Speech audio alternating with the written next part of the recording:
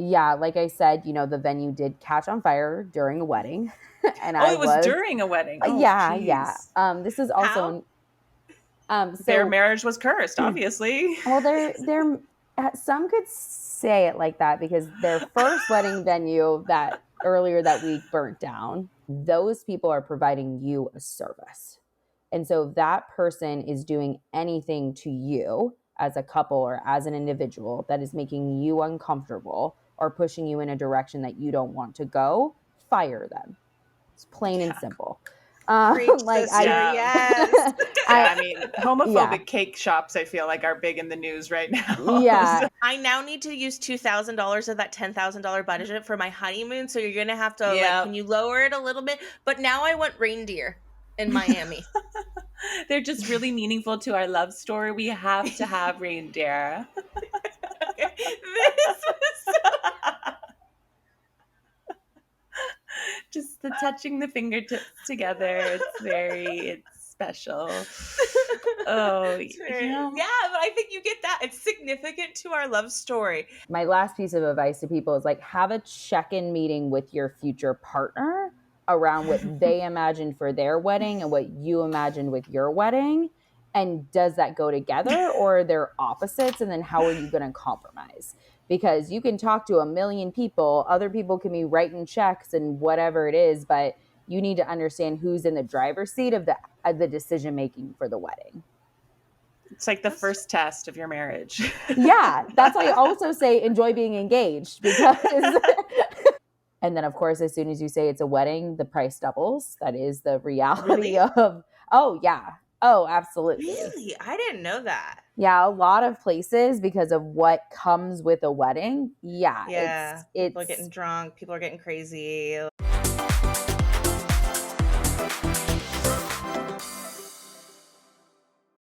Hi, everybody. Welcome to the show. We're experts now. I'm one of said experts, Rebecca. Oh, she's so expertly. I am also an expert, and my name is Jackie. Welcome to another week with us. Hi, expert. I just saw Barbie, so now I'm like, hi, expert. That's our version of Barbie. I have not yet seen Barbie. Is it worth a go? Yeah. Can't miss the moment, Jackie. You got to know what pop culture is talking about, even if you don't enjoy the movie. Although I thought it was funny. I didn't give it an A+, I love missing the moment. Yeah, I really that is love on being brand. unaware of anything that's happening in the world. It's just I did a full Barbenheimer. Barbin. Oh, okay. Oppenheimer. I mean, Okay, I didn't actually do it like back to back, but I saw both. My great uncle worked on the Manhattan Project. Really? Here's the tea. Oh my gosh. Well, and I didn't know this until after he died. So when I was like 20, because my dad died when I was so young, my dad was in a lot of people's wills. And when that happens, it goes to their heirs, right? So my dad was in this uncle's will. He didn't have any children. And so it went to my dad and then it went to my brothers and myself. And so I didn't know anything about him. And then like people started like telling me rumors and I was like, what? And I did a deep dive and yeah, totally worked on the Manhattan Project. Totally top secret. Wait, your dad did or your dad's friend? No, my dad's uncle. So my great uncle. I want to know who played him in the movie. I'm like, was this a Josh Peck? Was this it was star-studded, which I think they just did because there was so many historical people to include. They're like, we'll be able to differentiate them if we like see like Oscar Isaac. And no, it was Rami Malek, and then Robert Downey Jr. And it's just a huge cast of crazy A-listers. I don't know if he'll be like, I'm pretty sure he was just a scientist. So I don't think he was like very well known, but who knows? It was my grandmother's brother. So that was like, I don't know. I think it's Friedline or something. I don't even know that name. Oh, so. Friedline. Yeah, it was a big part of the plot. And it was a weird name. I'd have to look. It's like my whole family. There's like Olafs, Fleetus, Fortimus. Like there's so many. My grandfather's name was Juan, but spelled W-A-N. Like there's just a lot of confusion. That's a fun one. In that family. Anyways, so we've been out at the movies. We've been doing our thing. We've been living our lives. I do have an amateur alert this week. Oh, good. I am This was an interesting moment for me because I was exhausted after Pride. I plan a lot of activities during Pride season. I always have. I was Pride director. I still really engage in a lot of different ways. So after Pride this year, San Francisco Pride, I was exhausted. I had done back-to-back events. And I just was exhausted and I hadn't charged my phone. So essentially, I decided that I was going to leave San Francisco without any directions. And I am really good with directions in the woods, not good with directions in a city. So I basically It's way reverse. I was in Union Square, San Francisco, and I tried to get back to my house, which is south of San Francisco. It's like about 30-40 minutes away. And it didn't go the right way. In getting just no directions in San Francisco, and you're telling me it wasn't easy?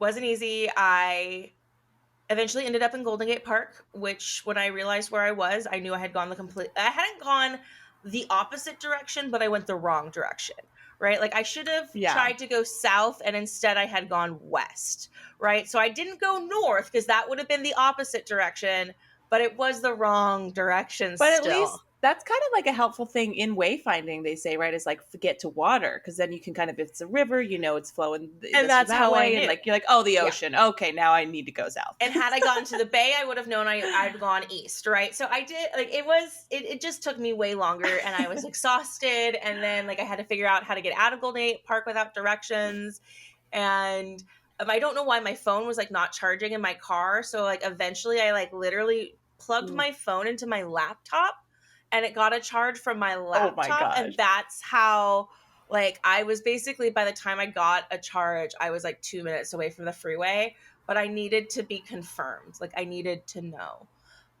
So that was my amateur alert. Like I should have charged my phone.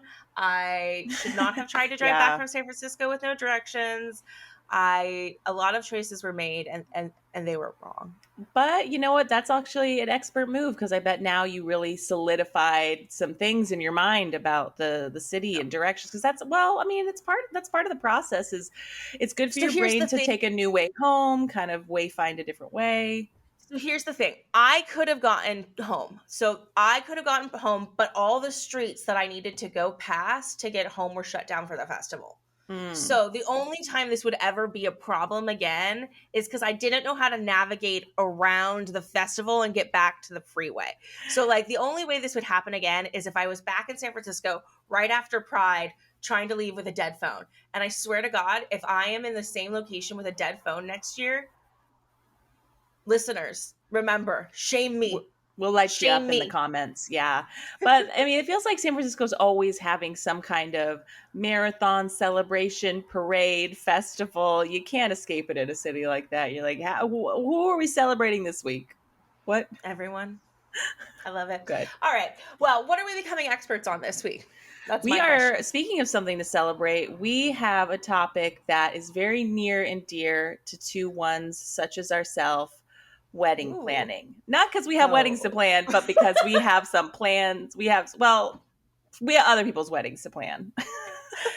Well, okay. So let's be clear. I've never planned a wedding. I have helped people with their wedding planning, but to be honest, I always tell people I'm not a wedding planner. Like you and I both plan events, but like we're wedding planning adjacent. We're like, please don't make us do the weddings. We'll do all the other events.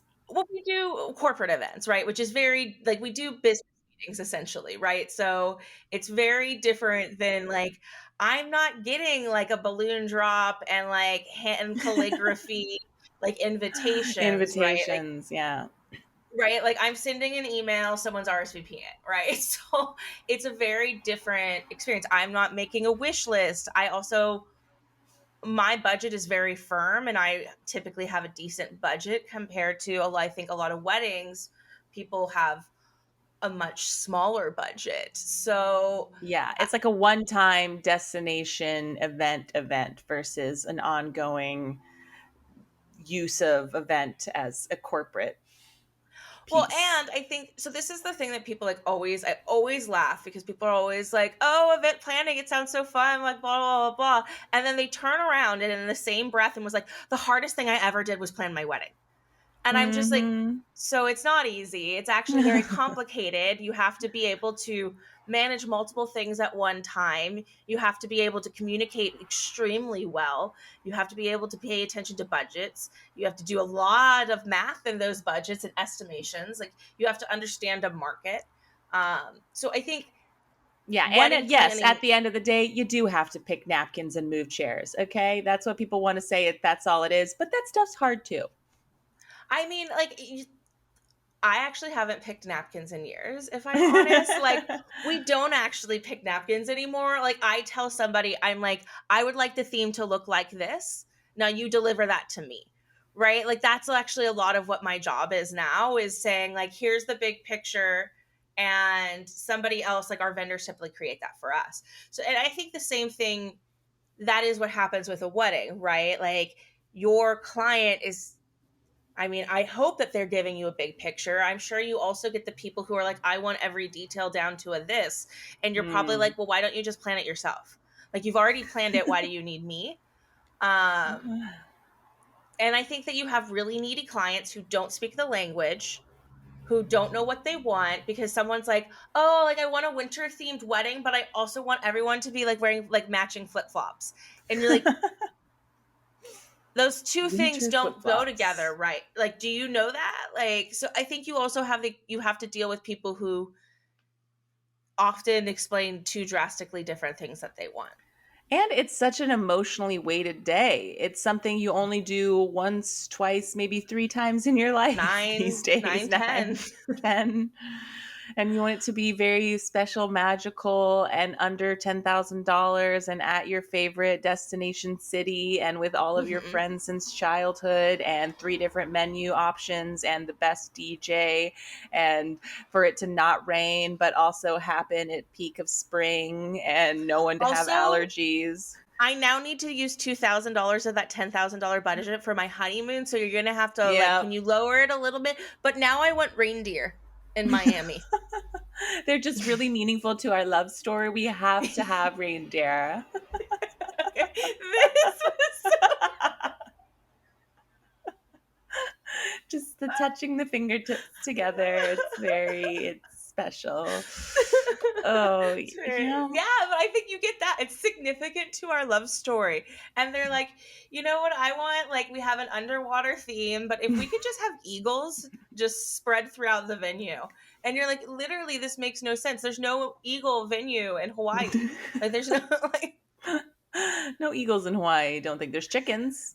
And I feel yeah, we like got that is a chickens. lot of what wedding planning is. You're like, okay, so we can't do hot air balloon, but we can do picnic baskets. Is that hitting for you? Is that, are we pulling the thread through here? No, you don't like the checkered pattern. Okay, we'll go back to the drawing. Yeah, well, and I think it's that. Like, so I think ideally, if I was a wedding planner, I would hope that someone came to me. Oh, actually, because I thought about it, because like I was like, if somebody said I want Winter Wonderland, because that's actually what I've always wanted. I've wanted a winter wedding, I can see like that for you. at night, twinkly lights, like A everything lot of blue sparkly going and with very that. what? Like frosty blue colors. I feel like Yes, like also. yeah, like silver, like very clean, very crisp. So I think if somebody came to me and said I wanted a winter wonderland, that could be very Christmas themed. That could be what I just described. Yeah. That could be, that could be so many different things. Like it could be all snowflakes. Everything's snow themed. Like everything's ice. Like you can go Or it so could be many like different warm levels. winter lodge where it's like animal Yeah, skins and furs. Yeah, fireplace and giant moose head like that. That's not what I'm thinking of, right? So I actually, because that's what I was going to start going with, but I guess like you could say like, hey, like Bex is my client, you want Winter Wonderland, like here are 6 different Wonderland weddings that I've seen. Do any of these speak to you? Right? And I think that would be helpful because then you get that client to say, hey, actually, wow, these 2 are what I'm talking about. That Winter Lodge, absolutely not. Right? And I think that's probably how you start. with a client who is really ambiguous, like, oh, I want a beach wedding. Are you talking about Miami Beach? Are you talking about Hawaii? Are you talking about Thailand? Right? These are three very different vibes for beach. Like, right? If we're doing, And they're just like, fuck it. And you're like, oh, Thailand. Okay, good. yeah, That's the capital. there's a really, but yeah, I think that like the ambiguous client, that's how I would approach it. And I think that's the best way to go, is to kind of get them, oh, this is what you want. Now, I think what the problematic client would be is the one who is like, listen, I want literally the letter T on everything. I want a blue T on everything. That's like, both our names start with T, our last name starts with T, our dog is Trevor. And, you know, like, we just love the letter T, and it has to be blue because like that's both of our favorite colors. And we're, I don't know, what's a sports team that has the color blue? Like, I feel like maybe the Steelers. Oh, not. I was gonna say, I was ready for a T name. I was like, Tigers. I don't know any. Any sports. No, because it's blue and oh damn, that's yellow and black. Okay, I was way off. Okay, and then we just love blue because it's our favorite sports team color, right? Yeah. And that's basically really hard to do, because if you think about that, like, do I know a cake designer who's good at making blue icing? Do I know like how much is embroidered napkins, talking about napkins, gonna cost that are blue Monogrammed. to get, Yeah. like, right? Like, so I think when you have that really specific client, it also is very hard because they might not be something that you can accomplish easily, or it might be very pricey to do. Yeah. You can't just rent it. Now you're customizing things. Yeah, like, I want a whole like green wall, like, you know, those like living walls that people Ooh, can yeah, build. yeah. Like those things can be really expensive to bring into an event. And if you wanted to bring that in, that's probably, like, if you got a big enough one, $10,000 right there. Yeah. So you've got to start. I think a big part of it is communicating compromise and kind of how can we achieve the vision and steer you towards a way that you can actually do it. Okay, so we start with a consultation. We have Yeah. gotten 15 minutes into this episode to really just get to the first step, which is, I think you have a consult. Like, I'm the wedding But planner. also You probably maybe like an interview. before this, do you think you have to have for like education, like a really specific kind of education, or do you think this is something you can just get I think into? most people get an education in either communication or event planning. There's a few other ones that, Hospitality. like, yeah, like there's a few other like industry ones that you can get. You can also just get into it. Like you can start really young. A lot of people would start as a caterer. You know, you start in the catering industry, you Mm-hmm. work your way up there. You get into like the event planning of the side of the catering or something in that world. You work in a restaurant and they have events, and then you get on their banquet side. I worked Yep. in a country club, right? And there was a banquet side Oh, and there was a restaurant side. So I think you could probably move your way up that way without getting an education. It's probably going to take you a little bit more years of experience. For example, when you're applying to a job, a lot of the times it'll say like 2 years of experience plus a college education, or 6 years of like experience, right? So it kind of like, you need the same amount of time most of the time, but it's, one is on hand, like, you know, hands-on training, and one is educational training. So I think that there's probably two ways that you can go about it. Once you have your education, I think you just need to get your foot in the door. I imagine wedding planning's, take a step back. How did we both get into event planning? Okay, because I think wedding planning is probably the easiest one to get into for events, right? Like, and I think a good example of event planners is you and I had, neither of us had any intention of being event planners. no, I don't have any prior education for events. I mean, you have an education though, like, right? Like, you have a master's, so like you've But I still got into events. demonstrated that. I got into events before I had my master's. Well, I you had a just had bachelor's, right? yeah, And I like just had bachelor's. you've demonstrated your ability to, you know, longevity. Like, getting an education is not necessarily about your education. A lot of it is about demonstrating that you can stick to something for 4 years and follow through. I did mostly internships. I had an unpaid internship for a startup company. So it was just a one-off. It was like leading up to their launch, and they raised the money they needed to raise to launch their company. And I was the event planner on that project, unpaid. It was just something I was just doing to get the experience. And then I got a part-time from that, or no, and I was doing student union. I was the event officer at my university, so that was like another like unpaid thing, but just like different skills, like managing money, managing a budget, putting on like, the spirit, like team, like spirit, I don't know, what do they call that? Spirit week, like just stuff for like the spirit of the campus, like Yeah. little events on holidays and dances and prom and stuff. And then I got like a part-time job at a co-working space that also wanted to utilize the space when it wasn't being used as co-working space. And so that was like a little bit of event sales and selling that space to people and managing the actual like venue, rather than now now in event planning I interface with the venues. We're not the venue.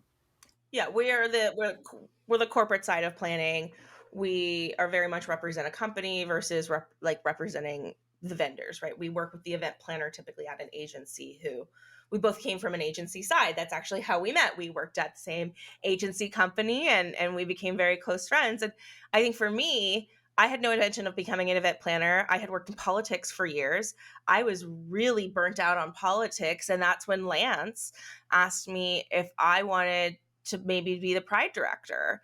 And I mentioned this in a previous episode, I had planned punk rock shows in my youth. So I had actually planned things for quite a while.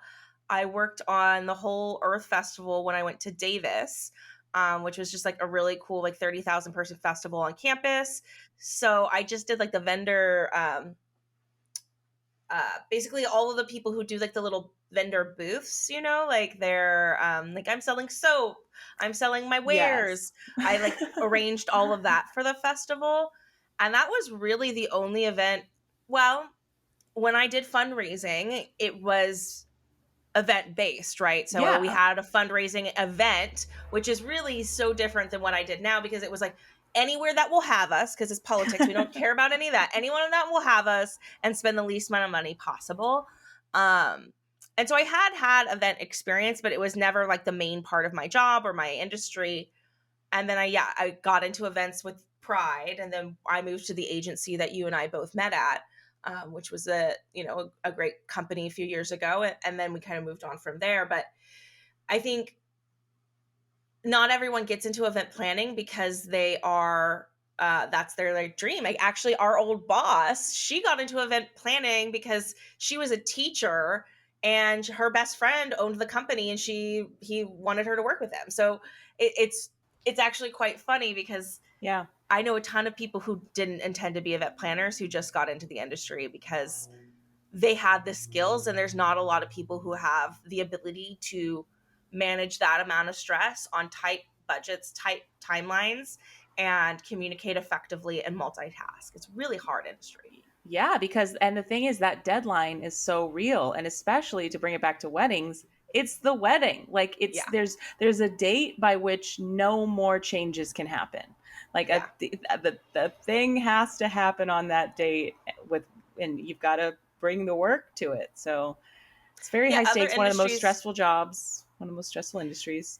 it's up there with firefighting, active duty military, and police. So literally getting shot at and picking out napkins. So I mean, it is really funny when people say like that stuff, because I'm like, it is incredibly stressful.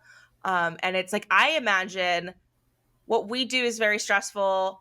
I have never planned weddings. It has always been like nonprofits, corporate business, all these different things. A wedding is completely different because there's like emotional side. I'm sure that you have to be a therapist to this couple sometimes of like, no, I think you really do love him. And like, yeah, like, and your then security deposit says you love him, so let's make sure this happens. Yeah, or like, oh, your, future mother-in-law is a total biatch, and I have to protect you on your wedding day from that because I want you, like, I think that most event planners probably really want their people to have a wonderful day, right? So yeah, part of that is protecting them. I'm sure people have crazy exes, right? Like there's tons of stuff that could ruin somebody's wedding day. Yeah, I wonder, it does take, I think, a special person. And I want to hear more from our expert about kind of why you get into wedding planning, kind of those skills that come out as your superpower for that make you a good fit for that. Because it is a lot of, sometimes with these specific fields, it's like actually so many random things that so many random skill sets that you pull together. Like it's not just being good with spreadsheets. It's also, are you the therapist? Can you be a Yeah. shoulder to cry on and be empathetic? And sometimes empathy is not a part of other kinds of event planning. It's like you need to be quite removed and like not emotionally invested. And yeah, it's a special blend of personality, I think. Well, that's going to be exhausting. Like I worked at a safe house at one point for domestic violence and sexual assault, and like that is emotionally draining. And I know it's not the same thing. Like I know it's like horrific experiences versus a wedding, but I imagine it's still emotionally draining. Yeah, And it's like my emotional point for labor. yeah, like to bring that up is that like you were performing on an emotional level all of the time. Like I am sure that like when you're going through a breakup, can you imagine having to plan somebody's wedding when you're going Wow. through a like that Jennifer like Lopez in the wedding planner. right? Like it's like one of those things like I have definitely like the night that like I basically decided to leave politics when Trump won, all of my candidates won and it was still the most depressing night of my life, right? Like it's one of those things where I imagine that like there are certain times where no matter how good something can be, your life experience is so different and it's like almost rubbing it in your face. I couldn't. I couldn't. Like I could not help people that I didn't think that they should be together. I imagine that sometimes you see couples that you think are probably borderline abusive and then you have to help them get married. Like that's your job. Like that's what they're asking you to do. They're not asking you to interfere in their wedding, right? They're asking you to plan it. Yeah. So But that's, maybe I'm where the professionalism comes in. You kind of come up with your own code of conduct for how do you do, just that first meeting and getting their aesthetic assessment. How do you like prepare for, hey, if this thing comes up, you need to communicate with me, and I'm not your marriage counselor, and kind of all the things that you might have to just learn by experience and trial and error. Start to yeah. get that packet really concise. Yeah, I think there's a lot of levels because I think you and I probably understand the logistical side. Like, oh, there's timelines that you need to meet. And we'll have our guests kind of go a little bit more deeper into like what that looks like.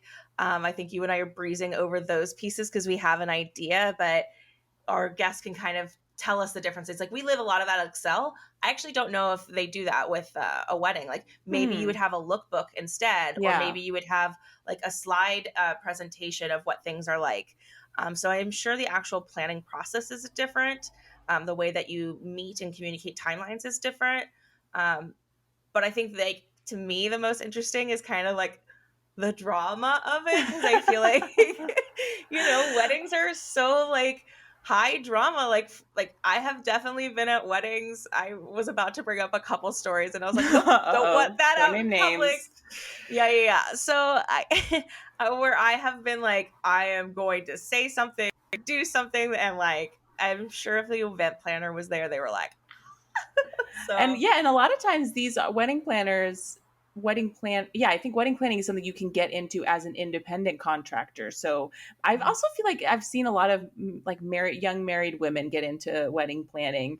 And it's like, yeah, you have to build your whole book of how you're going to run your business and figure out all your business planning and financial stuff. And then also build your network of contacts, your go-to caterer, your furniture rental company. Like it's can be like a really huge undertaking depending on kind of what angle you're coming at it versus maybe you did do the sort of work your way up route and you're now embedded in an already existing company, and kind of how do you deal with then, is there someone else's like brand that you're kind of working under and working with? And yeah, there's a lot of, it's a big business angle.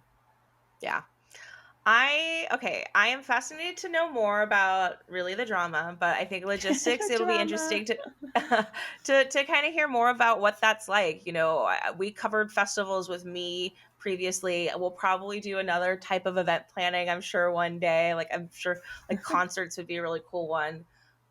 because we know so many people in this industry, and it's running really comedy shows and theaters. Yeah, like there's, which is why I got into events, is because my like ultimate dream is to just have like a big artist residency with a little farm to table restaurant. We're just putting up shows and installations and dance performances, and everyone's sleeping over in the dorms, and you just wake up and do play and stuff. But yeah, there's events is kind of how you bring it all together and make that sort of special magical moment.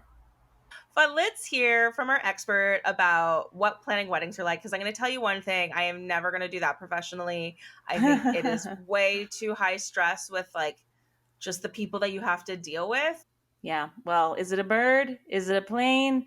It's Bridezilla. Let's go be experts on wedding planning.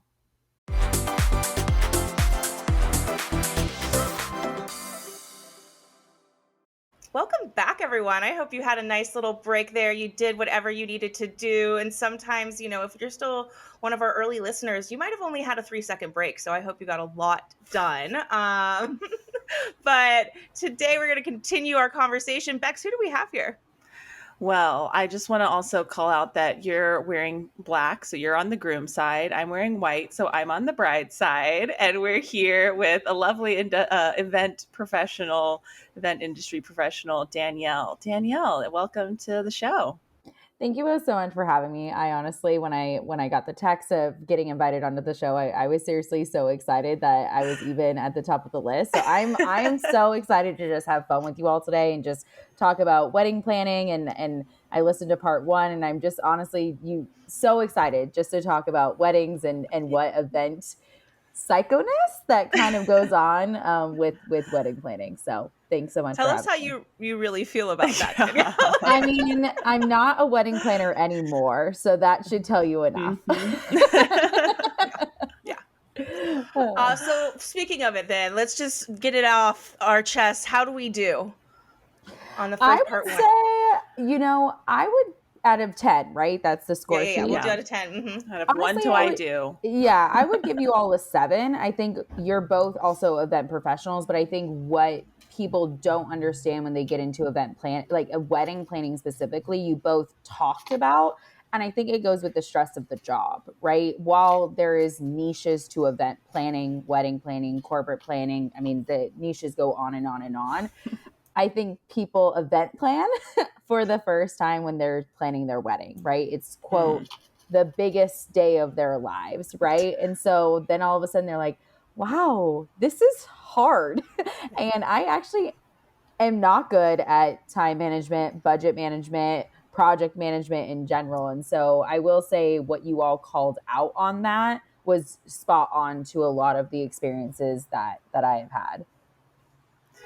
Ooh, yeah, weddings, they're just something you do once, twice, a few times in your life, So 3, 4. Never if you're me. So there's a wide spectrum of it, which is why I know absolutely nothing. I mean, I've been to a lot of weddings. I've even been maid of honor multiple times. Oh, wow. In the bridal party multiple times, but never had a wedding, never even planned a wedding, because every time someone asks me to plan a wedding, I'm like, I know I'm an event planner, but I literally have no idea how to do this.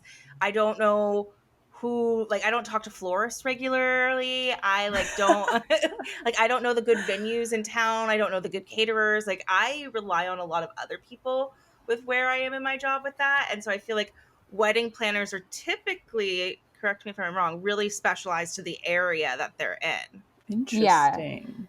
Yeah. So for me, when I was a wedding planner, so I was just a little bit of background of myself for everyone that's listening. So I was a wedding planner for 3.5 years. I worked for the same venue the whole 3.5 years. And I actually started as a summer intern. Wow. And my best friend was working for the venue. She was just a server, and I can get into kind of structure of different venues and how things work. And she goes, hey, you're good. You tablescape in your life and you do good things. And she goes, do you want it? We have a summer internship open up. Do you want to take it? And I said, well, sure. Why not? I got nothing better to do. I need a job and to figure that out. So yeah, did that. And then just kind of worked my way up into, a junior wedding planner, and then a full wedding planner, and then a more senior wedding planner. But how it worked there is that I always stayed with the venue.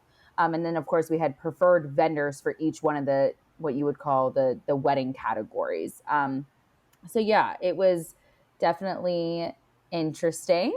And I think you both alluded to couples and the dialogue that happens there. So yeah.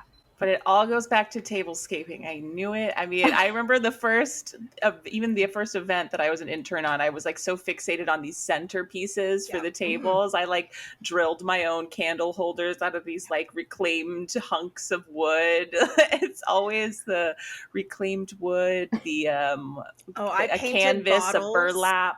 Like, yeah, I had burlap because I had a speakeasy theme. It wasn't a wedding, but it was a gala, and I was like, oh, like I'm gonna do speakeasy, and I got free bottles, and I painted like all the wine bottles black. It was and now this far into your career, you're like, I guess centerpieces are important, but it's probably not the most important thing that you do. It's not the most important thing that you do, but I ran an event earlier this year that was an award ceremony, and I'm telling you, there were times, and kind of the look and feel was handed off to me, and I was like, ooh, I wouldn't have selected those things. And so I think that's where it all ties back to the attention to detail, right? And I think when you have adult conversations with other people about just life, the scale of attention to detail is very large, right? And so usually when people wedding plan, they don't really understand the amount of attention to detail you actually have to have. Like you need to, your hair and makeup, the suits, the tuxes. Do you like wedding dresses even? Like, do you even like what you are, what society tells you should wear, or what society tells you what you should look like or feel like, and all of that. And so I think that also plays into a lot of the dynamic of wedding planning. And then, of course, as soon as you say it's a wedding, the price doubles. That is the reality of, oh, yeah. Oh, absolutely. Really? I didn't know that. Yeah, a lot of places, because of what comes with a wedding. Yeah. People are It's getting drunk. People are getting crazy. Like, it's like you're kind of guaranteed. I worked at a country club, and we had a Greek wedding one time, and I was picking up wine glasses in the parking lot bushes the next morning. Like, people just brought them to their cars. So yeah, I believe it, but I never knew that they charge double. Yeah, I mean, basically you go to a florist, right? It's more expensive. You go to a DJ, it's more expensive.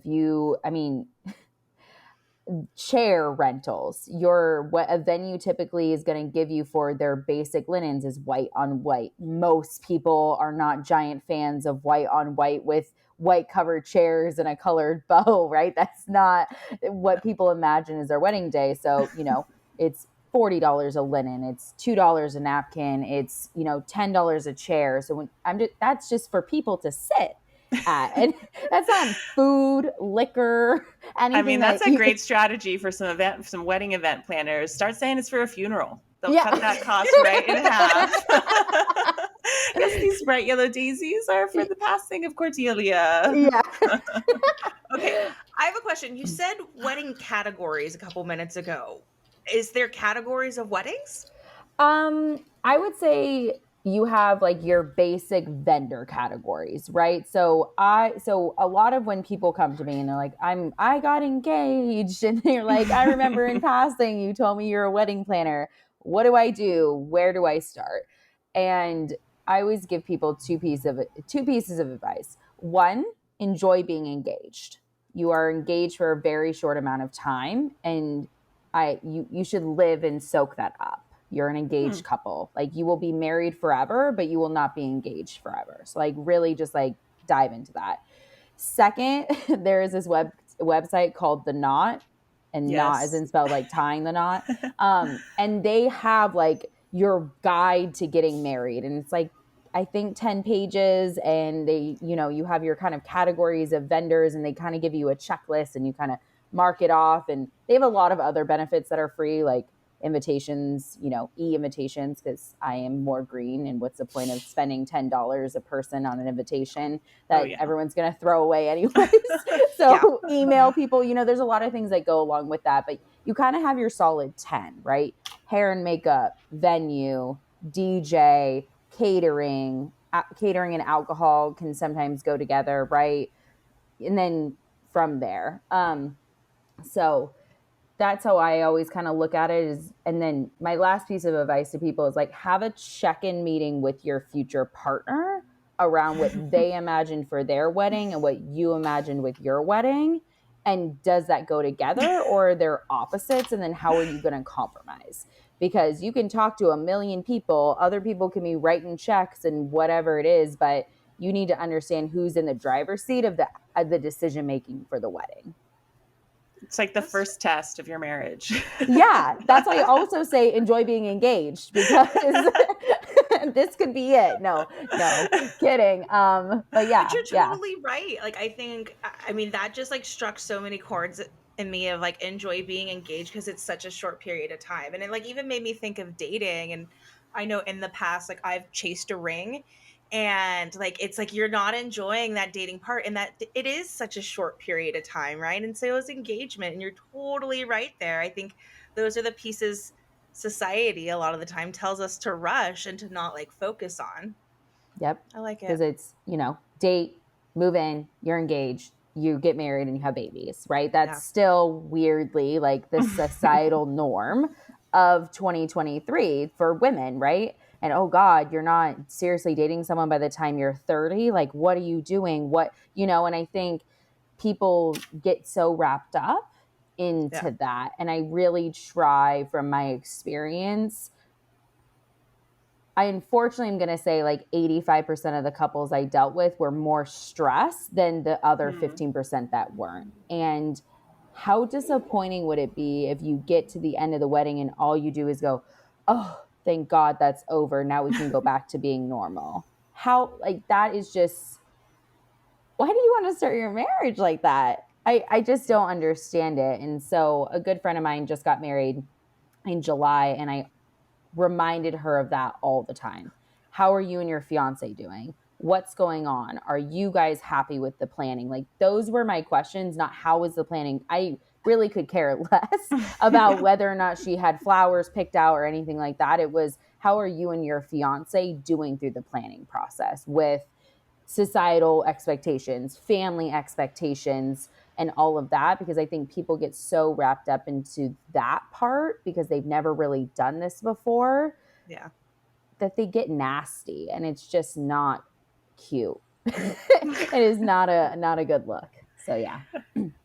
I think that's the piece most people miss too, of checking in with each other, enjoying the process, being, it's the saying of being present. I'm not great at that. I would love to think that if I ever got married, I would be a great bride, but I also have no idea. So, well, I know. I'm like, what kind of bride would I be? Would I be like, oh, I'm so calm, and then like 5 minutes before, just like panicking, running around? Like, that would 100%. You would be detached. You would be so detached, and then you would melt down, and then we would just be like, okay, we're doing this. It's because apparently you and I are getting married in this. Yes. Okay, so I feel like that's the relationship part of it, which is a lot of management. What about, like, do you have to deal with the family and, like, the other parts of, like, what happens when you have, like, a troublesome mother-in-law who, like... I was going to say, it's always the mother-in-law, right? Poor mother-in-laws. Like, who wants, a chocolate cake and everyone else eats chocolate. Is that something that you had to deal with? I mean, there were definitely instances, right? I mean, it does go down to family dynamic plays a big role into that, which is not the same in any family. So if mother-in-law or mother of the bride was writing the check, right, they would be in every single meeting going, are you sure? That's not really what we talked about. That's, they do chime in with those comments, and it's having to balance that, but also understanding what is that dynamic and where to step and where not to step. Because at the end of the day, they are paying you for a service. You are in a service role, right? So while you want them to be happy and you're trying to balance that out, and I tried my best, there were times where it was like, shh, just don't even say anything. Let them roll through the next 5 minutes of this conversation, because there's 30 years, 40 years of family trauma and drama that still no one's gone to therapy, right? No one's here in this room besides me has gone to therapy.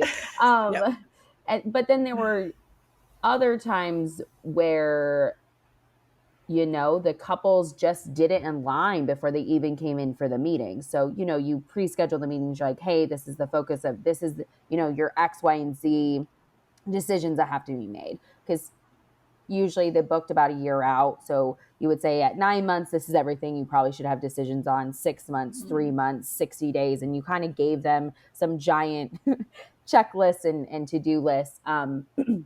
And yeah, they just wouldn't have even, you know, the groom's picking green and the bride's picking red, right? And it's a you know, a Valentine's Day wedding. And you're like, I don't think that was in a lookbook.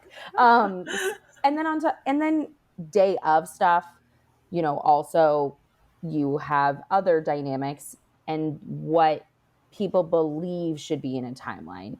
You know, a speech from the father of the bride has always been a tradition, right? Or you know, a dance of some sort, mother groom. And a lot of that, what I thought was really healthy is that people were cutting things out when there was a dynamic that then wasn't healthy, which was awesome for me to witness. It was like, well, my mother's not even invited to my wedding, so we're cutting out those types of dances, right? And there was that lovely compromise.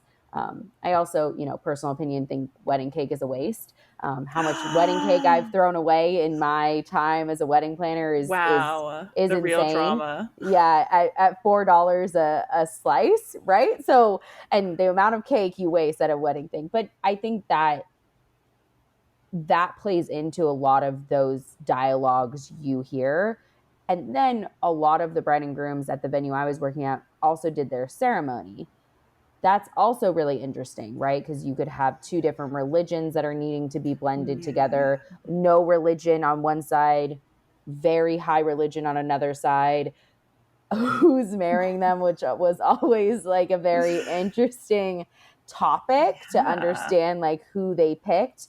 I actually found it really interesting for the couple dynamics where the groom was certainly the more extrovert and the bride was certainly the more introvert. Usually, like, people love the balance and the evenness. So have to have 4 groomsmen, then have to have 4 bridesmaids, right? And so the 5th groomsman would be the officiant because they're like, well, he's the one that got bumped because my wife only wants 4 bridesmaids. She only has 4 friends. Exactly. So yeah, a lot of that played into it. What is an officiant? An officiant? Yeah.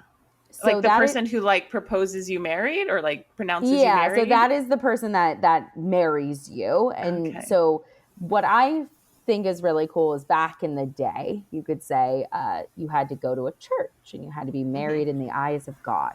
And what's really cool now is that you can go to the Church of Life, which is online. You can get ordained in 24 hours and you could just be marrying people left, right, and center. You're a witness. That's what my brother did. Yeah, my brother married his friends and it was literally like a 45 minutes like ceremony because they weren't religious, didn't want anything, and my brother was about to cry, so he just like sped through it.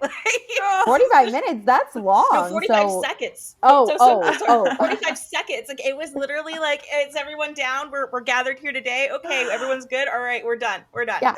Yeah, and I think that's sped up a lot of things, and I think it's opened doors for couples to really get what they want out of their ceremony.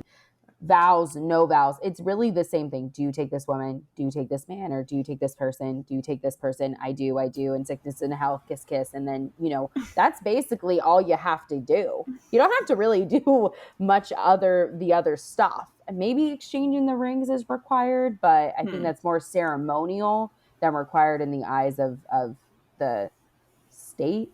But also at the same time, like, you just sign a marriage license anyway, so I really don't also know what's required on that. So, yeah. So where do you start then? Like, you mentioned a consultation. Do you just like give them a ton of information? Do you let them come with what they want? Like, what's that expectation the first time you would meet a couple? So typically what a couple would do is, I was venue based. So they already did a little bit of the work and they were interested enough in the venue. So they would reach out to the venue and say, I'm interested. And they would either do one of two things. We're open to any dates in 2024, or I want to get married on August 12th, 2024, because that's our anniversary, right? That's what you would start with. are you available? Yes, no, and then they would figure out if they were flexible. If we were available, we would bring them in for a tour. It's usually about an hour-long tour. You would meet them, you take them around the property, and you give them basically informational packet before that. Here's our pricing. So are we even in your budget?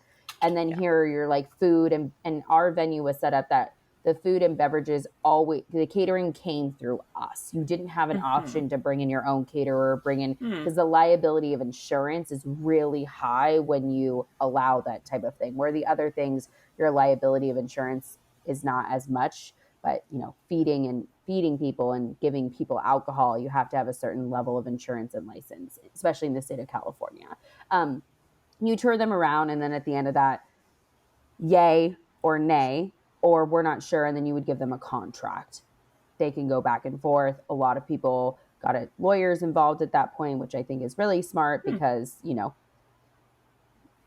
what if the venue did catch on fire at one point, so you might want to understand what's happening there. And then once they sign contract, then we kind of hand them over. Okay, here's some helpful tools, tricks, and then here's what's included in your planning process, right, from your wedding planner, and then of course on site and so forth.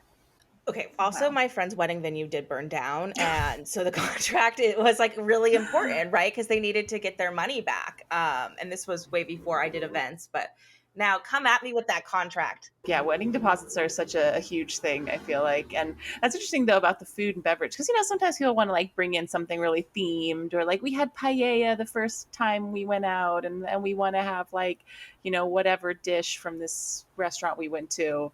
But also, it could be such a pro on the, pros and cons list to be like, okay, everything's in-house. It's already we don't have to worry about people showing up, or the delivery's late, or, oh, we forgot to order cutlery or something. It's all kind of rolled into one service. Yeah. So we had a standard package.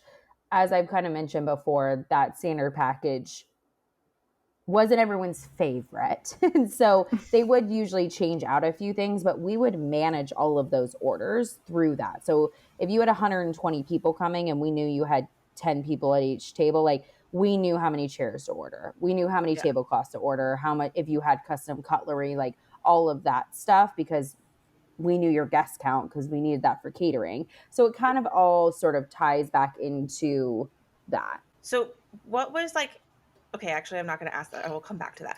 What was... Okay, because I was going to ask what your favorite part was, but I want to ask about the decor and the theming. And I think I asked this in the first part, what is harder? The person who knows exactly what they want and is very demanding of it, or somebody who's just I don't know, Danielle, you pick the theme for us. You seem like a smart lady. I would say, I don't know, you pick the theme for us, or, oh, I kind of like this, what's your opinion? Because typically I was picked outside of their budget. It was just one of those things. I had my favorite things. Also, how do I say this in the most respectful way? The color of the year was always the color of the year. So if your first wedding as a wedding planner was in February, by wedding number 5, you knew you were in your champagne era. Okay, every other wedding I have for the rest of the year is going to have champagne something, champagne napkins, champagne tablecloths, champagne colored something. Or this year, okay, I've had 2 sage green weddings. All right, I'm in my sage era. It was very, when they say there's a wedding color of, they're spot on. Every single year, that is the majority of what you get. So usually for those brides, I would go, okay, well, what do you like to do on the weekends? Are you an ocean gal? Are you a forest gal? Are you a city gal? And typically I could pick all right, she's a forest gal. Let's go with neutral champagnes, sages, and give her let's narrow it down there. She's an ocean gal. Okay.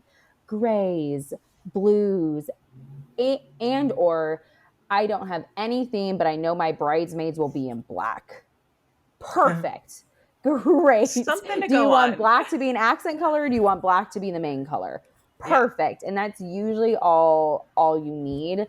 The venue I worked at had a large stone building, so the themes did not go very far outside of kind of that the rectangle was kind of there, given the fact that they're booking a venue with a giant stone building on it. The clientele didn't expand a lot farther than people who like giant stone You didn't buildings have on. underwater themes a lot? Like Any No. space age neon vibes? None of that, because they would never pick a venue with a giant stone building on it, right? So it didn't, the clientele for the most part was a lot of the same likes and a lot of the same dislikes once you kind of got into it. that actually like makes a lot of sense, and I again wouldn't have thought of that kind of everyone would do the same thing, and that like yeah, if you picked a place that had a certain look to it, you probably have a certain vibe to it. I kind of was just like, yeah, you just do whatever you want anytime. Yeah, I was going to ask if there was like the craziest, zaniest wedding that you ever planned, but it sounds like they all might have sort of been, filtered through just by the fact that it was at that nice, stately, pastoral kind of location. Yeah, we didn't do anything like, and also our venue pricing, we didn't, where it kind of landed in the scale of pricing, most people, we were not having the clientele with an unlimited budget. And that's also, I think, what people don't realize, just events are expensive. What you spend per person is really expensive. What flowers cost you, so you can Yeah. want that sunflower wall that's 10 feet by 20 And I feet, do. it's gonna run you 10 G's. Ah! Do you have 10 grand? Just, I mean, that's also what it was too, is while the venue, and I think this runs true for a lot of venues, you tend to have the same, they tend to gravitate the same type of, and then within that, it's really what is their budget for that type of venue. And it's typically, your budget is between $50,000 and $60,000. So when you look at that, you're only looking at venues that would fit within that budget. Okay, my budget's $250,000. Perfect. I know I can spend 50 grand You just on a broke us. venue with food and yeah. I'm out. And for these reasons, I am out. That is so not the price tag I was expecting. Well, I think oh yeah. we know this a lot from like doing more corporate type of stuff and going to a lot of different cities, but it also matters what city you're in. Like if you're getting married in like Susanville, Northern California, a teeny tiny town, it's going to be a lot cheaper than if you're in San Francisco, LA, Las Vegas, New York, Chicago, right? Yeah. Like it's just like I think that's like the other piece. And I could predict that, part because that's kind of true to events. But yeah, again, I wouldn't have thought, yeah, you're probably going to see the same price tag because that's what they're going to be looking at. That's what they know. And probably, event planners that are independent out there are like, oh, if I'm giving a recommendation, this would be the places that I recommend in your price range as well. Yeah. And I mean, I think for wedding planners that go independent, right? So there was a point in my career where I had to make a decision of, one, do I still want to be a wedding planner? And two, if I am going to continue to be a wedding planner, there's sort of two paths. You either work for venues and you kind of change over like what venue and you kind of work your way up. And then at some point you usually go into management. And then at some point you usually buy into the venue that you work at. That's sort of one kind of pathway that you go down. The other pathway you go down is independent, like you're an independent contractor, right?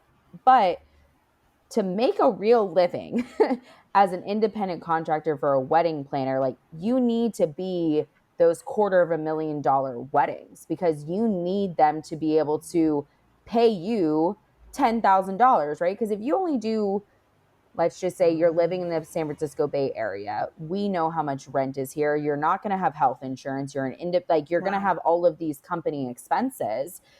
You need like 10 grand a wedding. And that's actually, you usually put as an independent wedding planner 40, 50, 60 hours plus into one wedding, plus day of stuff and all of that. It's actually not that much an hour based on where you are in the market. So, I mean, you really need to have a very different type of clientele to do that. Yeah, I didn't even think about that. Like, I'm like shocked over here because I was just like, yeah, you charge like 500 pop a wedding, and you like do some stuff. Like, I never really like thought like, yeah, like you have to be able to really afford a if you want something really fancy, because I've done events, right? Like, I've planned events. I know how to do that. I know how much time it takes. But again, like that's kind of again, I have a friend who was getting married recently, and she was doing backyard wedding. Very like they're very mellow people, love them, super chill. And she goes, "Do you have a photographer that you can recommend?" And I had to be like, the photographers I work with are all $5,000 a pop. Like, that's just because I do corporate events, right? It's a different grouping of people. Like, I wouldn't even know who to ask to find But that's somebody. where wedding photographers are at. You're starting like at what I would consider quality and someone who would be able to give you a book of business, right? Because that's what it goes back down to. People say, most important day of my life. Prove to me you should have my money because I'm trusting Yeah. you. And especially photos. Whoa. Imagine Ooh. you spend 50 grand on a wedding and your photographer falls flat on their face. I couldn't even imagine what that would be like. You're starting $2,000 and I'm maybe like that's on the very inexpensive end. But with that, usually because they want you to get used to them and you want to get to know the couple, because then you're more relaxed the day of the wedding, that usually includes engagement photos, right? So you are getting two sessions in one. um, but yeah, if you're starting $2,000 just for a photographer, then you're probably another 5 grand on a venue plus the food and beverage minimum. Like, so, I mean, for a 200-person wedding, I understand from my perspective how you're dropping 50 grand on anything Yeah. that isn't in someone's backyard and you're not, home styling it. Yeah. And I've Yeah, seen that some beautiful makes ones sense. done that way, Yeah. right? Like, Yeah. but it's like you have to be able to commit a lot of time, right? Like, if you want quality and you don't have the energy or like a creative family member that can help you, yeah, that's gonna cost a lot. Or Um, like if you know someone with a house with a big backyard that can host your wedding, you probably already come for money to pay for a wedding. It's the people. It's like they live in apartments, and what are you That's what what are you Sean gonna and do? Megan did. That's what my brother and his wife did. Like, they knew family friends that were wealthy, and they actually redid the backyard for them to get like have this beautiful Aw. wedding in the backyard. But it was luck, right? Like, it was just luck that they had those family friends that were able to do that, right? Like, I can't think of anybody right now that would let me have their wedding, and maybe my brother. Actually, 'cause my brother's the only one. Pass it along. Yeah, yeah. Would you say that by the day of the wedding, you do feel like your hair is on fire, or that's a red flag and you want to feel like totally prepared so that you're like the calm shoulder for them to lean on the Yeah, day I of? mean, I definitely think calm shoulder to lean on, right?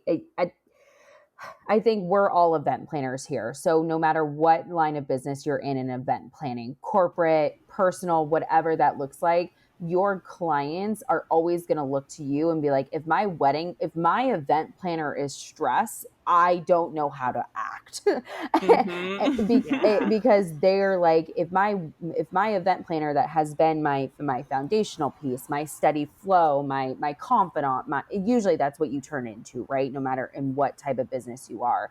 If you're not calm, I really don't know. I've always done my best, and if I'm not calm, I remove myself from view, right? So if something is really happening and things are going wrong, right, you have to remove yourself from direct line of sight to the people that, unless it's something major that you can't remove yourself, from direct line of sight, that's very different. But bring them into whatever it is, staff issues, take Yeah. it, move it outside, move it into an area that they just can't see, because they pick up on the energy like no tomorrow. So what about like when you are like, I think we mentioned this in part one too, like when you're just getting destroyed emotionally, like breakup, like family death, whatever it may be, like what do you do in those scenarios when you then have to show up to somebody's wedding and like be their confidant and like keep all that stuff together, because that's like, I think out of all of it, that's the part that I don't know if I could honestly do. Yeah. So, I mean, you get really good at compartmentalizing the job because there are people that I loved working for, and there are couples that I was like, I can't wait for you to get in your goodbye car and I never speak to you again. And but you can't have your service to them change how their experience is because they're paying you for a service. No matter if I thought you were the worst human being or the best human being, me as a professional, I can't have you feel any different, right? I can't, because I'll get fired or I won't get paid or whatever it is. I think that's the same thing, right? Whatever. So I lived about 25 minutes away from where I work. So whatever was going on in my personal life, I just did something in that 25-minute drive to get me into a headspace to handle whatever it was, no matter what was going on personally, no matter if I didn't like them, I love whatever that was. But don't get me wrong, I probably planned and or was an assistant on probably 300 weddings in my 3.5 years. Like, we did a high book of business.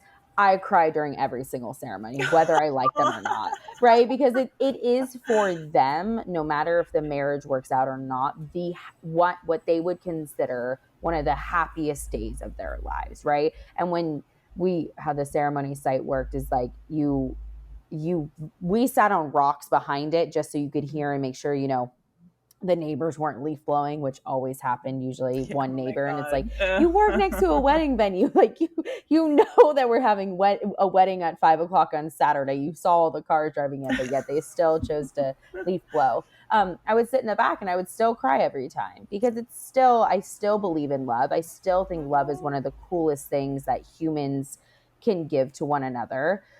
And for some reason, like, these two people, whether or not my personal opinion is they should get married or shouldn't get married, they still love one another. And that to me was why I love my job and why I think what charged me to be able to compartmentalize my personal stuff outside of the work.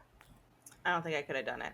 I would have been like, she's a bitch. Yeah. It was not easy. Like, it wasn't something that, a month in, I was just so good at it, right? It takes time and I think breathing room and grace for yourself. And there were times where we had an office downstairs and we had walkies. So, hey, I'm going off walkie for 10 minutes. And I would just like go in the office and just let out like a good scream and then just put a smile back on my face and went back out there, right? Because you were just so irritated or someone was being disrespectful or it didn't go right or whatever it is. And you just go in the office, let out a good scream, and then put the walkie earpiece back in your ear. Much and you better. just, much better, right?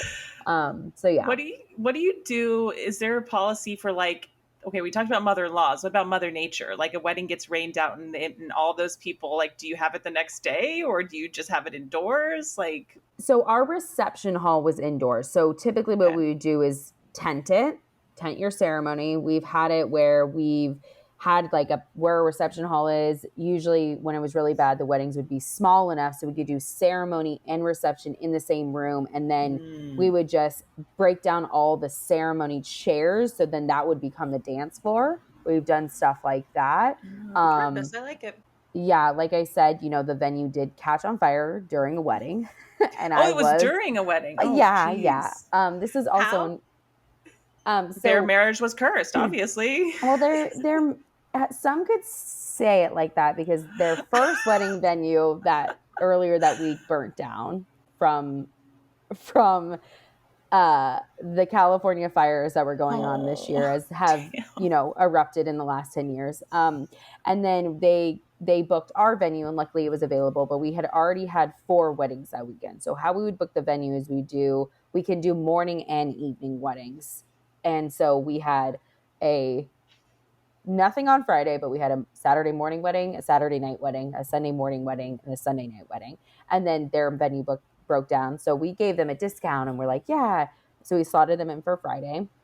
And the ceremony was going on. And so in that old stone building I was kind of talking to you all about is like the bride's room and the groom's room. And I was in the groom's room and I was like, it smells weird in here. And I looked in the trash can and there was a cigarette butt in the trash can. And I was like, that's really rude. But whatever. And so I took the cigarette butt out and I put it out in the ashtray outside and I like put it out and I was like, okay, that's taken care of. Not thinking anything of it because I was like, that must be the smell that I'm smelling, right? Because cigarette butt, someone smoked a cigarette in here, whatever. So then ceremony ends, everyone. And so how it was, the ceremony site was kind of at the lower end of the hill and you kind of walked up this little tiny hill and then the reception hall. And like I mentioned before, walkie-talkies in the air. And all I hear on the walkie-talkie is, Danielle, the mansion's on fire. And I go, what? I'm so sorry. I don't think I heard you. I don't think I heard you right. And all you hear back is fire. So then I run out of the kitchen and you could see, and I could see the flames coming out of the roof of the building. So full evacuation. I call 911. 911 is on its way. There was fire extinguishers. There was 2 people trained. So they went in, put 2 fire extinguishers out on a small area, came back out. Guests were evacuated down to the bottom of the property. Fire department comes. Fire department took about an hour and a half to put out the fire. So you can imagine the water damage and everything that goes on with that. We luckily moved that wedding to a venue that had just opened up down the street earlier that year that hadn't had a wedding. But where the venue was, it was a smaller town. So the fire department actually used all the water in the whole town. So I had to go to Safeway, get more water for the second venue, all of this fun jazz. So luckily the overall stone building was saved. It was contained to the attic and a little bit of the 3rd floor minus some water damage, and they're back up and running and all of that. But I believe, and I don't want to get exactly quoted on it, but I believe what the fire investigator found out was there were rats in the attic that chewed through one of the wires of the AC unit. And because it was hot that day, when the AC unit was turned on, it sparked something else that was in the attic. And then that's what caused the flames. Oh my God. That what a couple perfect... was cursed. Yeah. Yeah. I randomly sometimes Google them just to see if they're still married, and they are still married from the last time I Googled them. They are still married, but yes. They just started a cult, weirdly enough. It's strange. No. Yeah. What a perfect red herring with the cigarette butt. I love that story. Yeah. Because it's not where I thought it was going to go. No, right? Oh, someone else was smoking in there. Get the smoker. And it's literally the rats. Oh my God. That's wild. Yeah. Yeah. Okay. I think we sidetracked a little bit, but I do have one question. Yeah. I have one question that I've been holding for a minute. What is your recommendation for when people want to find quality for their wedding? Like, how do you, because you hear all these stories of like the photographer wasn't good, this wasn't good.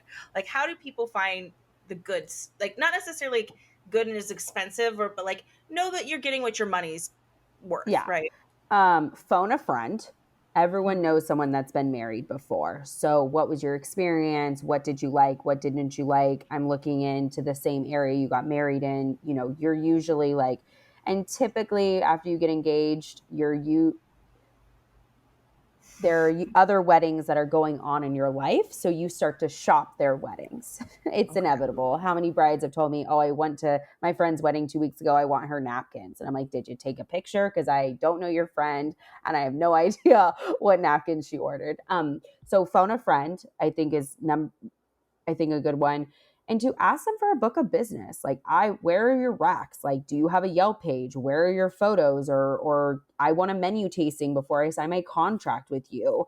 Do you have a video of the last time you were DJing? What do you look for from your clients? Like, there's a lot of questions you can ask to get what I find is like a quality resource for making those decisions. Look at their contract. is it shady? Like, is there something in there that says if you cancel, I don't pay you anything? Like, you kind of look at that stuff. Okay. I like this.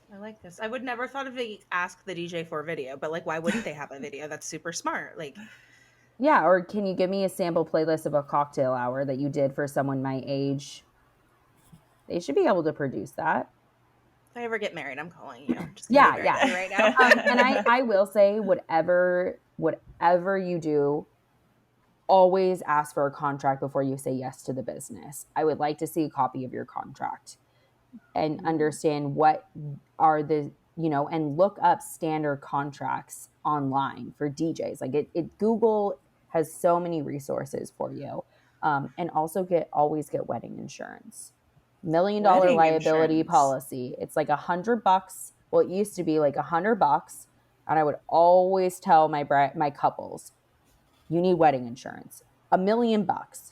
What if you wake up one day and you don't like this person anymore? You don't want to be out the $60,000. Or what if your photographer slips, breaks her arm, and now you need to find a new photographer? You don't want that to come out of like your pocket. Make someone else pay for that. Have you found that also wedding planners, like, I don't know, I'm just curious about how wedding planners have adapted to now that we have, like, I don't know, non-traditional weddings, like, 2 grooms, 2 brides, like gender neutral, or like things like that, where there's kind of no precedent and you're sort of like setting the standards yourself. I would hope that there would be wedding planners out there with an open mindset. And I hope that those couples that would say, I hate to use this, but fall out of societal norms, which I think is just like a bunch of crap anyways, are finding wedding planners that fit their style and finding vendors that fit their style. Because again, those people are providing you a service. And so if that person is doing anything to you as a couple or as an individual that is making you uncomfortable or pushing you in a direction that you don't want to go, fire them. It's plain and simple. Preach, like sister, yes. I mean, homophobic cake shops, I feel like, are big in the news right now. Yeah. And I think, and I would say for, reflecting on myself personally, like through a lot that has happened in both the political world and like the US world. For me personally, I never really understood how much of a California bubble I was truly living in. And I think for me, has been the most shocking and hard for me to process, is the fact that how could people be living their lives like that? Because how? It doesn't even like come to the front of my mind to even look or feel that type of way towards another human being. And so I hope that people have woken up in a lot of areas of the world that should be creating safe places for those people that are not cookie cutter brides and grooms on top of cakes, because that's not where we're at right now. That's not where we're at as a society, or should be at as a society. Yeah, it could be like a fun way to innovate, like I think it's amazing. I mean, one of my favorite weddings I ever planned was 2 grooms, and they were amazing. They had every decision. They came prepared. They knew exactly what they wanted. They had very clear expectations for every single thing that they wanted to do, but they also didn't have their ceremony with their wedding. They got married not that day. They got pre-married with very, very intimate people. It was 5 people. It was in their backyard. That's what they wanted. And then they wanted the giant party, right? So they were, again, very clear with their intentions for what they wanted from myself and from the venue and from their vendor partners, right? But they also looked for their vendor partners and ensured, again, those people who are making your day created that environment that they needed them to create. I love that. That's a good message. Any other things that we need to know before Bex and I sum this up? Before we walk down the aisle? No, I would say, again, back to my first message, is when you think you found your partner and you get engaged, enjoy being engaged. Like, again, I can't say, I know that's like a crazy message for a wedding planner to be like, enjoy being engaged. But I do think that people are like, great, I'm engaged, I need to get married, and I need to get married within the year and I just think people rush into that part of what is supposed to be forever and enjoy being engaged. And guess what? When you rush it, when you pick a date close to your engagement, you got a lot more to get done in the planning world in a shorter amount of time. And with that, a lot of the vendors that tend to be the theme of that year are usually already booked, right? It's high demand. So there's only so many Saturdays in a year. That's super true. Wow. Yeah, scarcity. Okay. All right, Bex, are you ready? You want to start this one off? I propose we plan a wedding. Oh, sweet. That might be the only one I ever get. And now that you've proposed, I'm going to start off with enjoying being engaged. That's right. And I am being present here. And I'm going to start off. I'm going to head over to the Knot. The Knot, I was going to say, we got to go to the Knot and read our 10-page This is not wedding an guide. ad. This is not an ad. They are not an official sponsor. This is not an ad. But you know what? A lot of the first steps in any of these processes seems to be ask the internet. See what people have or ask a friend, phone a friend. What have your friends, what have they experienced? What did they want to know if they were doing it all over? And check in with your partner, because it's not just about you. Know what you want and do that before you go meet with your event planner, so that they can really like get the details and you don't have to spend the whole time talking about whether you guys talked before the meeting. Know who's signing the checks and how much you need to have a talk with them about your decisions about the wedding. And if you're going to hire a really good event planner, you better be having those big bucks, because weddings are expensive and it takes a lot of time. Yeah, be prepared to budget. You're paying for things that cost money for a reason.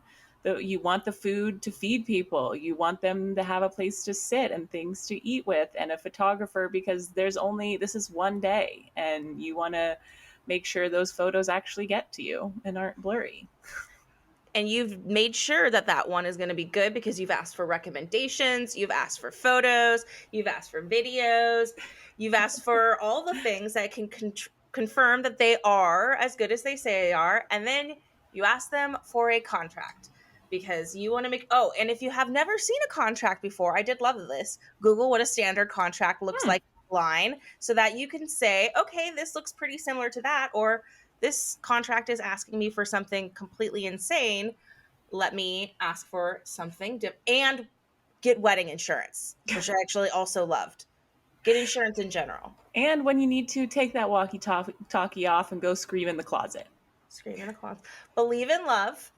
And if you're not agreeing with what your event planner is doing, or your event planner is being hateful, or your venue, or whatever they may be, fire them, because you deserve to be with affirming people, and you don't need that sass from anybody. And put it on Yelp. Put it on the Yelps. Put it on the TikToks.